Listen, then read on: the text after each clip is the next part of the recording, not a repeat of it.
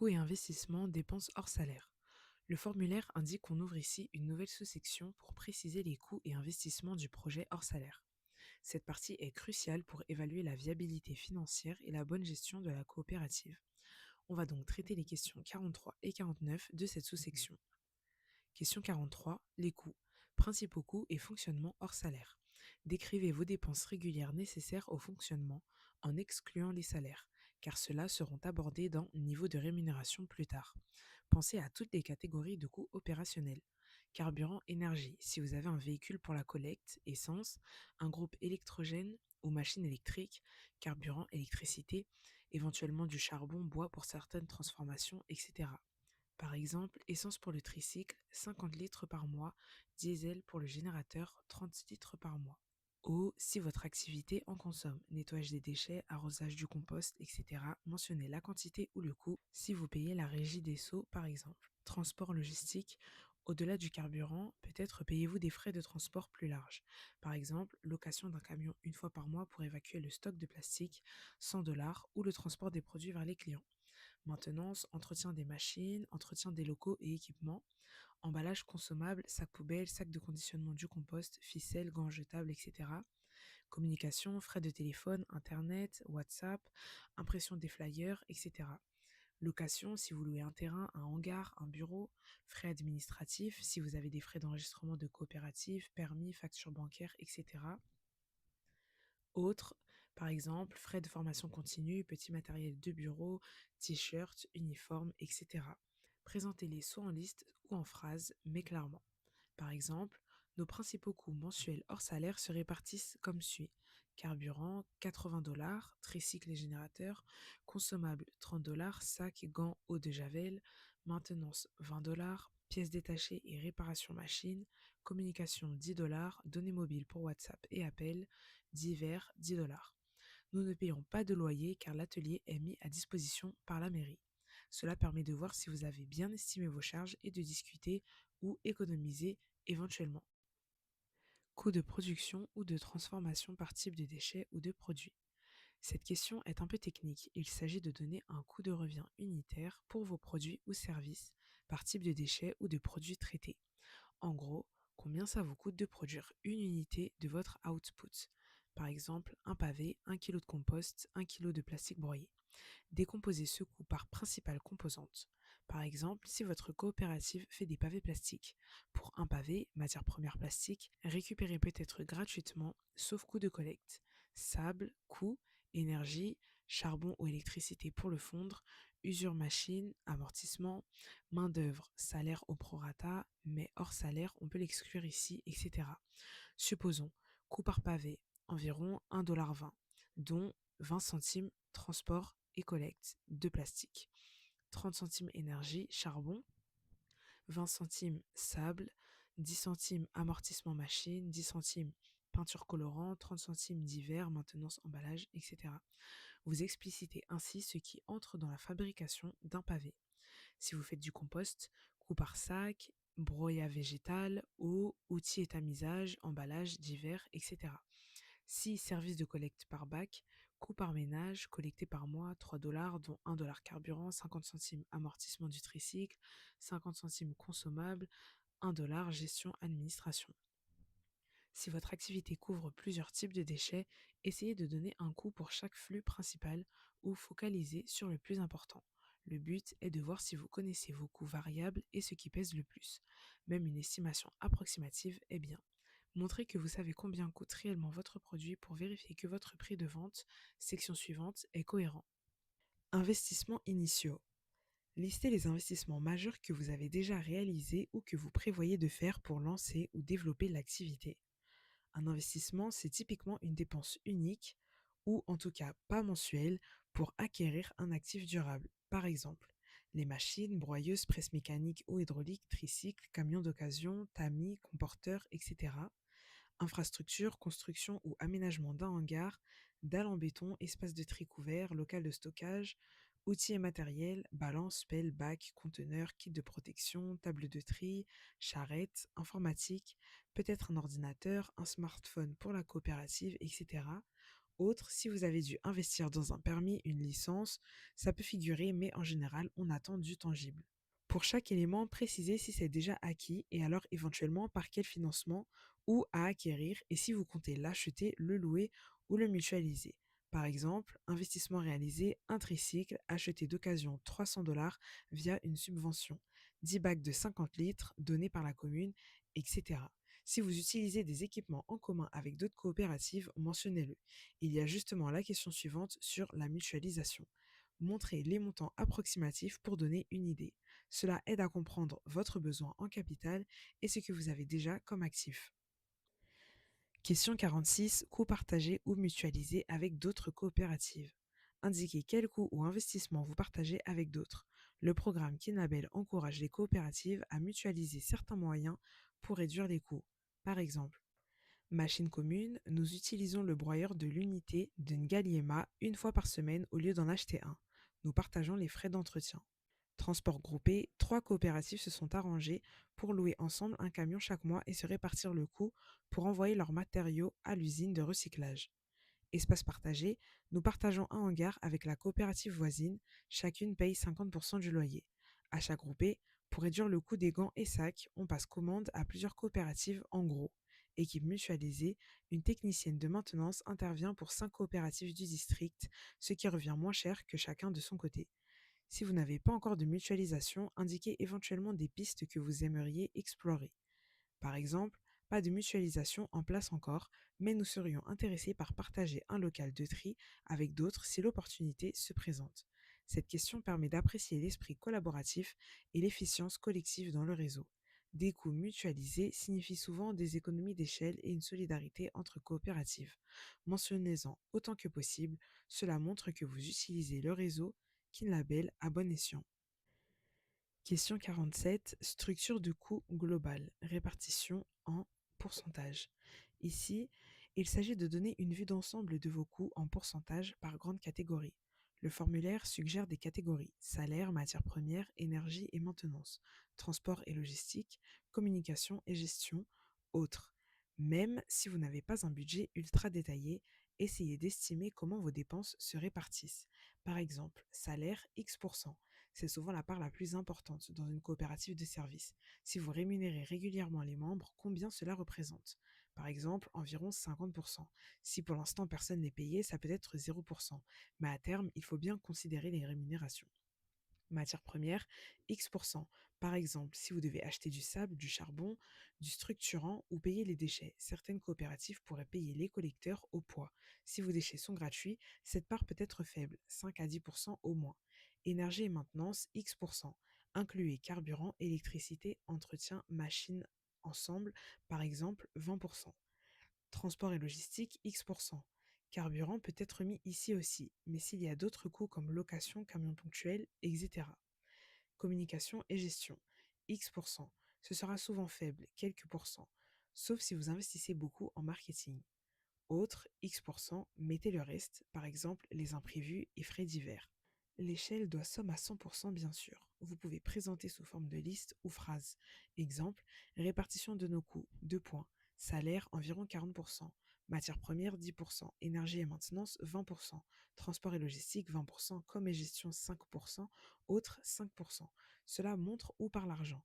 Dans l'idéal, on aime voir qu'une grande partie va aux membres, salaire, tout en gardant une part pour le réinvestissement, maintenance et que rien n'est oublié. Si vous n'êtes pas sûr, donnez des ordres de grandeur, plausibles, basés sur votre expérience ou sur des projets similaires. Cette estimation servira de base de discussion lors de l'accompagnement. Question 48. Levier pour réduire vos coûts. Expliquez quelles actions vous pouvez entreprendre pour diminuer les coûts évoqués précédemment.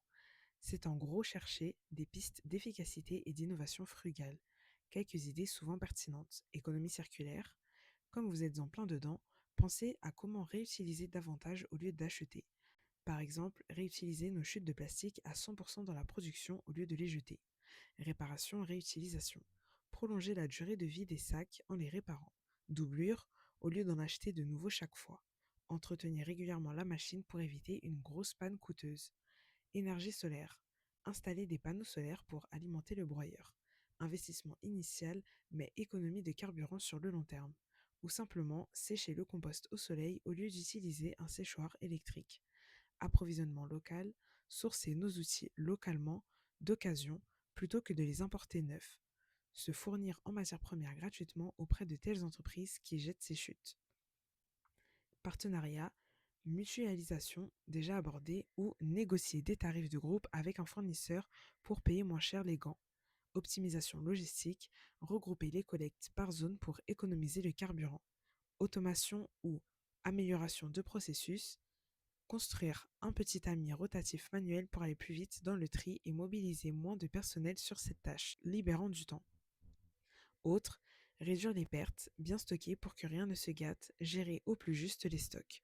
En mentionnant 2 ou 3 leviers principaux adaptés à votre cas, vous montrez une démarche de recherche d'efficience. Par exemple, pour réduire nos coûts, nous prévoyons d'installer une pompe solaire pour l'eau de lavage, ce qui éliminera la facture d'électricité de 30 $ par mois. Nous allons aussi mutualiser l'achat de charbon en gros avec 2 autres coopératives afin d'obtenir un prix 20% plus bas. Enfin, en formant tous les membres aux petites réparations, nous espérons éviter des frais de maintenance externes. Principaux besoins de financement.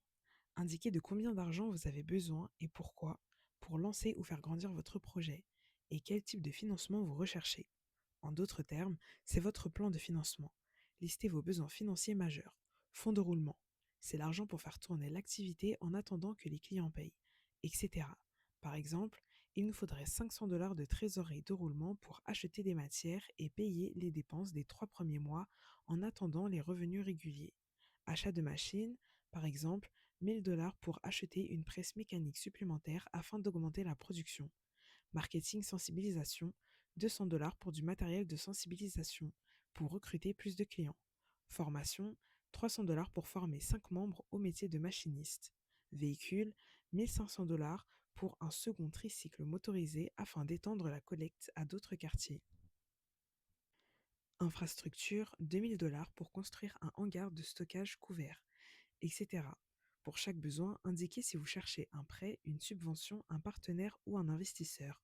Par exemple, nous recherchons un investisseur ou un prêt de 5000 $ au total, principalement pour l'achat d'équipements, 3000 $ et pour du fonds de roulement, 2000 $.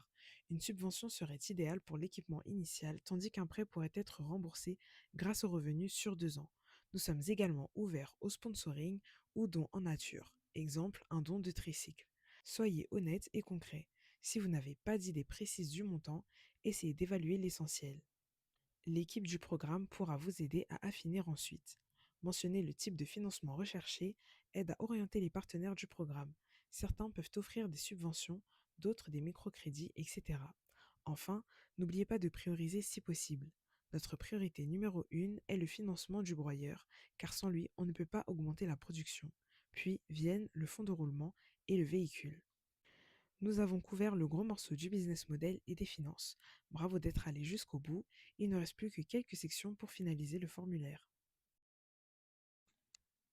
Section 8, prise interne et barème. Cette section vise à harmoniser les pratiques entre coopératives du programme. On parle des volumes de déchets visés, des prix de vente entre coopératives et des barèmes de rémunérations internes. Ces questions permettent de préparer la coopération entre coopératives et de vérifier la viabilité économique. Question 45, volume mensuel visé par type de déchets. Si vous êtes une coopérative de collecte pure, vous remplirez surtout la ligne volume brut collecté. Exemple, 1000 kg plastique, 500 kg organique par mois. Et peut-être peu ou rien d'en trier ou transformer car vous ne faites pas ces étapes.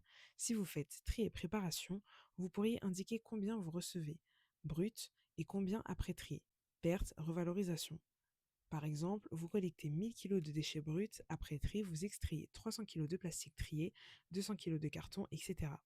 Si vous faites transformation, idem, indiqué par exemple, on part de 300 kg de plastique trié venant d'une coopérative de tri et on sort 250 kg de granules transformés. Il y a des pertes ou rejets de 50 kg. Cette question sert à planifier et s'assurer que les volumes d'entrée et sortie correspondent entre coopératives. Par exemple, si vous dites je vends 500 kg de plastique broyé par mois, il faut qu'il y ait assez de coopératives de collecte en amont capables de fournir ces 500 kg. Le programme veut équilibrer les flux. Remplissez au mieux même approximativement. indiquez 0 ou laissez vide pour ce qui ne vous concerne pas. Et dans autres, précisez de quel matériau il s'agit si vous en faites, textile, etc. Ces chiffres ne servent pas à vous éliminer si petit, mais à comprendre vos ambitions et calibrer le réseau. Par exemple, voir si globalement on atteint les objectifs de tonnes recyclées. Restez réaliste, mais montrez l'objectif visé une fois votre projet à régime de croisière. Question 46. Prix de vente envisagé entre coopératives par kilo ou unité. Décrivez ici les prix auxquels vous envisagez de vendre vos matériaux ou produits aux autres coopératives du réseau, si c'est le cas. Par exemple, si vous êtes une coopérative de tri vendant aux coopératives de transformation, plastique PET trié 20 centimes USD par kilo. Plastique broyé 35 centimes USD par kilo. Ou si vous faites du compost que vous vendriez à une coopérative de vente ou distribution qui ira le revendre aux fermiers, compost 2 USD par sac de 50 kg. Prix intercoopérative, la coopérative de distribution le revendra 3 dollars au client final.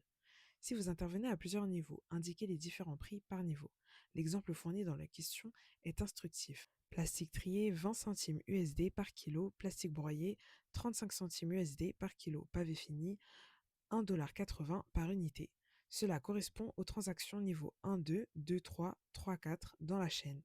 En effet, une coopérative de collecte vendrait le plastique brut trié à 20 centimes de dollars le kilo à la coopérative de tri. Celle-ci, une fois qu'elle l'a broyé, revend le broyat 35 centimes de dollars par kilo à la coopérative de transformation. Cette dernière transforme en pavé et vend aux distributions 1,80$ le pavé. Ces prix sont indicatifs et seront discutés collectivement via un barème intercoopérative, mais on vous demande ce que vous envisagez pour voir si c'est cohérent. Si vous ne vendez pas du tout à d'autres coopératives, par exemple vous êtes en bout de chaîne vendant directement aux clients finaux, vous pouvez l'indiquer et donner quand même une idée du prix de vos produits, ne serait-ce que pour référence. Par exemple, nous vendons nos pavés 2,50$ par unité aux clients finaux. Si c'était à une coopérative distributrice, on pourrait envisager environ 1,80$ par unité pour qu'elle ait une marge.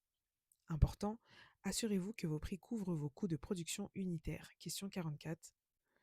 Et laisse une petite marge. Le programme insiste pour que chaque coopérative couvre ses coûts et dégage une marge raisonnable sans exploiter les autres coopératives en imposant un prix trop bas. Donc, réfléchissez à 20 centimes de kilo le plastique trié. Est-ce que la coopérative de collecte couvre ses frais de collecte, etc. N'hésitez pas à mentionner que ces prix sont susceptibles d'évoluer avec le contexte, inflation, etc. Mais ça, on le sait, le barème sera revu annuellement selon le coût de la vie, prix du marché, etc.